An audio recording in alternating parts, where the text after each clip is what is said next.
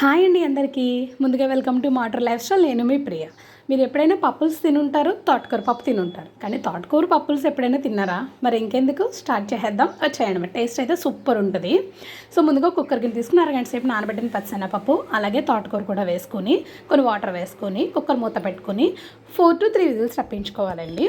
So ఆ పక్కన పెట్టేసుకున్నాక మళ్ళీ ఇంకొక స్టవ్ వెలిగించుకుని గిన్నె పెట్టుకుని ఆయిల్ వేసుకుని ఆయిల్ హీట్ అయ్యాక వెల్లుల్లిపాయలు, మెంతులు, ఆవాలు, జీలకర్ర, కరివేపాకు, పచ్చిమిర్చి వేసుకుని బాగా ఫ్రై చేసుకున్నాక ఉల్లిపాయ ముక్కలు కూడా వేసుకుని బాగా ఫ్రై చేసుకున్నాక మనం ఆల్రెడీ కుక్కర్లో పెట్టుకున్నాం కదండి పప్పు, తోటకూర, అదొకసారి బాగా స్మాష్ చేసుకోవాలండి. కొన్ని పప్పులు కానీ అలాగే కొంచెం మెత్తగా కూడా ఉంటాయి, మనం తినేటప్పుడు నోటికి రుచిగా ఉంటుంది. సో అది కలుపుకొని పక్కన పెట్టుకున్నాక అలాగే ఉల్లిపాయల్లో పసుపు, ఉప్పు వేసుకొని అలాగే తోటకూర పప్పునంతటిని వేసుకొని దాంట్లో కొంచెం నెయ్యి వేసుకుని బాగా మరిగాక చిన్న బెల్లం ముక్క వేసుకుని, నేనైతే కారం వేసుకోలేదండి, మీకు కారం ఇష్టమైతే మీరు కారం కూడా వేసుకోవచ్చు. బాగా మరిగించుకుని దగ్గరికి అయ్యాక సర్వ్ చేసుకోవడమే. Bye bye.